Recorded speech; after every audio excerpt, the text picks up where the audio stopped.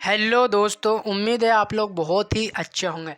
तो आज मैं आपके लिए मैकेनिक ऑटो बॉडी रिपेयर के 25 क्वेश्चन एग्ज़ाम से रिलेटेड वेरी इंपॉर्टेंट लेकर आया हूं।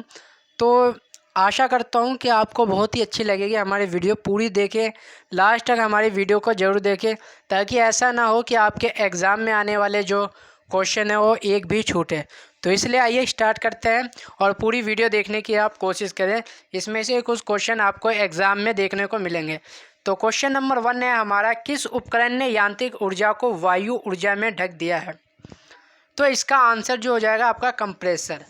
आप पूछोगे क्यों? तो कंप्रेसर, क्योंकि हम क्या करते हैं, जो वायु ऊर्जा होता है हम कंप्रेसर के अंदर क्या करते हैं, उसको इंस्टॉल करके रखते हैं।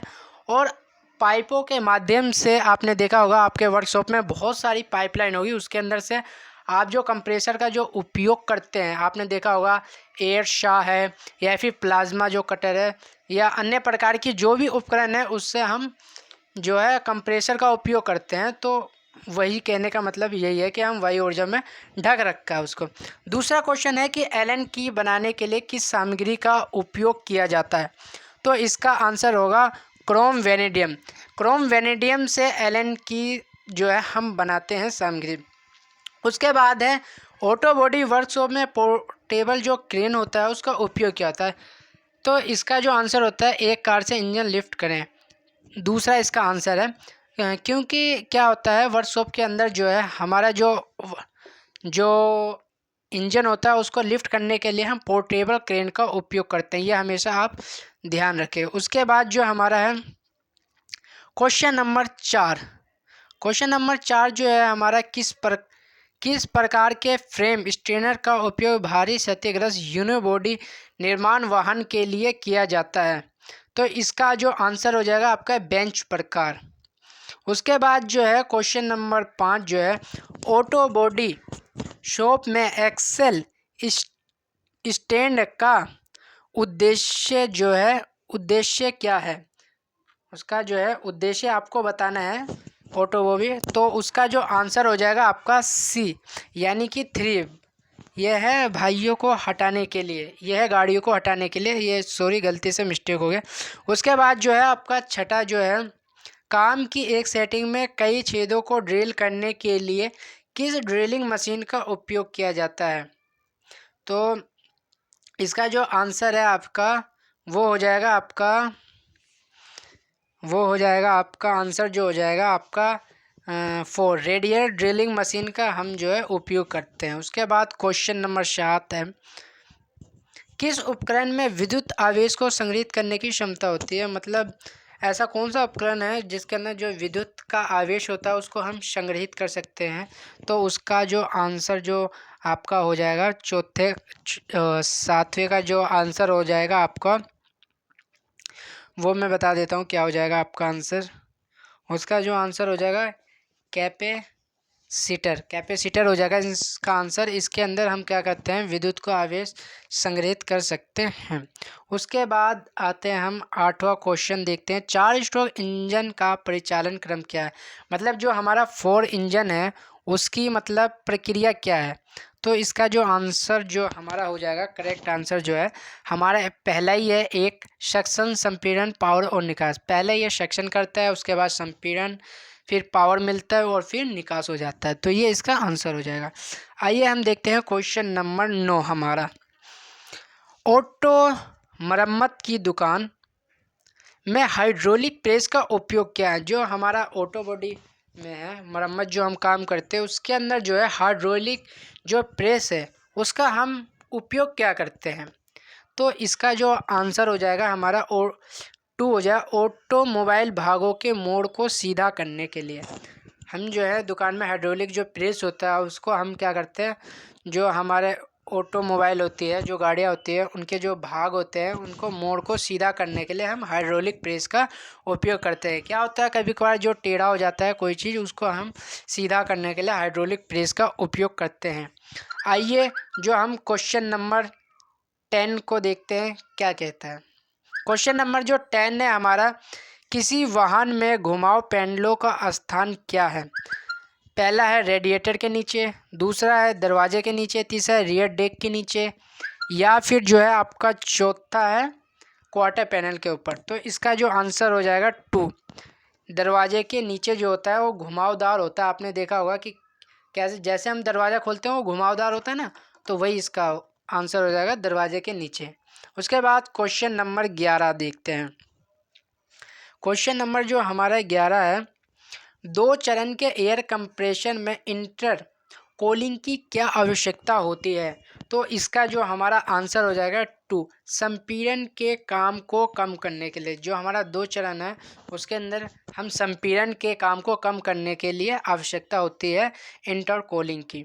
आइए क्वेश्चन नंबर 12 देखते हैं।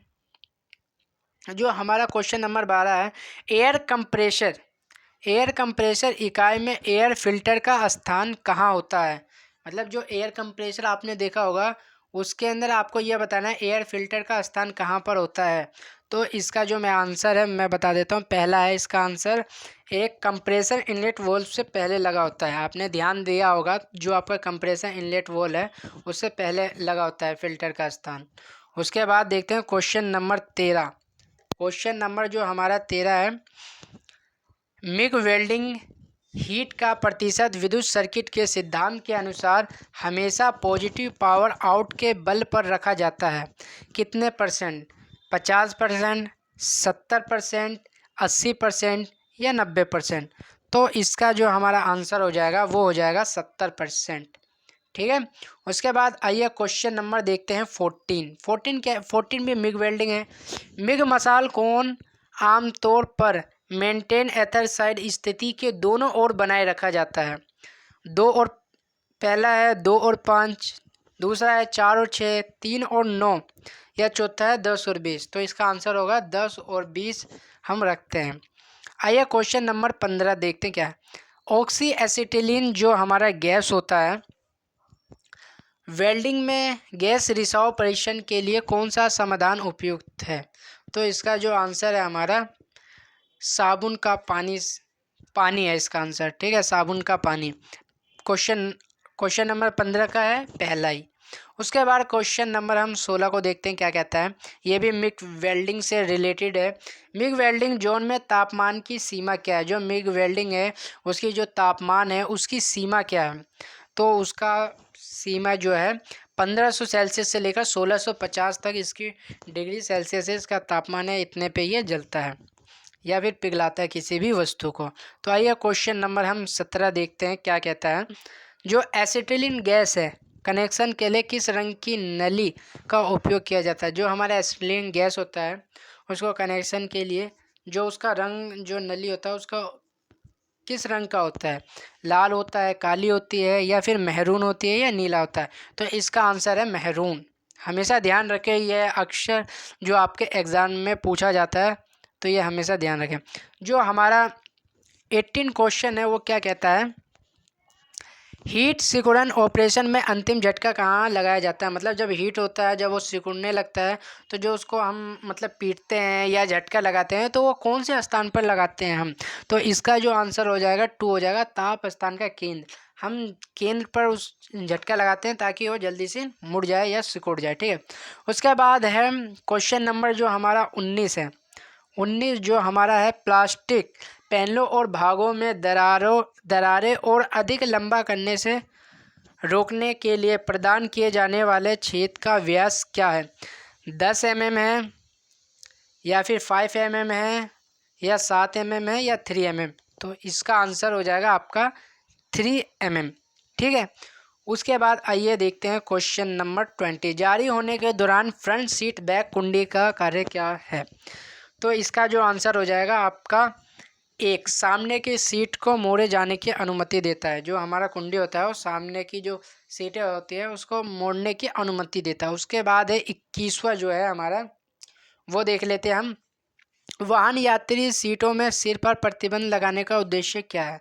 मतलब जो वाहन होता है उसमें उसके सीटों में जो सिर पर प्रतिबंध लगाने का उद्देश्य क्या है?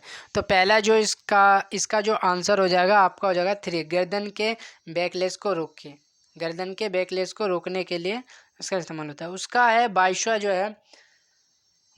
जो है शरीर के अलाइनमेंट की जांच के लिए ड्रॉप लाइन टेस्ट करने के लिए कौन से उपकरण की आवश्यकता होती है? तो पहला है सूचक, दूसरा है मापने का टेप, तीसरा है सतह गेज, चौथा है मोटा वजन। तो इसका जो आंसर हो जाएगा हमारा डी, यानी फोर्थ, मोटा वजन। उसके बाद जो हमारा 23वां है, क्षतिग्रस्त पक्ष में डोर गैप के नुकसान और अपोजिट साइड में डोर गैप में वृद्धि से किस क्षति की पहचान की जा सकती है? यानी कि जब हमारा जो एक्सीडेंट हो जाता है उसके बाद जो क्षतिग्रस्त जो पक्ष हो जाता है और डोर गैप में नुकसान और पॉजिटिव साइड में जो हमारा जो नुकसान होता है उसकी पहचान जो है किस क्षति से की जाती है, मतलब मेज डैमेज, केले की क्षति या ट्विस्ट डैमेज। तो इसका जो आंसर हो जाएगा वो हो जाएगा केले की क्षति। ठीक है। उसके बाद 24वां की हम बात करते हैं। फटे प्लास्टिक के बम्पर की मरम्मत करते समय आप स्विच कहाँ से लाएंगे? बम्पर के सामने की तरफ से, बम्पर के किनारों से, बम्पर के पीछे की तरफ से या बम्पर के मध्य की तरफ से? तो इसका आंसर हो जाएगा 2, बम्पर के किनारों से। उसके बाद है 25वां लास्ट क्वेश्चन है, ऑटो निकाय पर भराव सामग्री लगाने से पहले क्या हटाना चाहिए? वेल्डिंग सामग्री, पेंट और ढीली सामग्री या काटने का निशान या मोड़? तो इसका आंसर है पेंट और ढीली सामग्री। उम्मीद है आपको हमारी वीडियो बहुत ही अच्छी लगी होगी, काफ़ी हेल्प मिली होगी।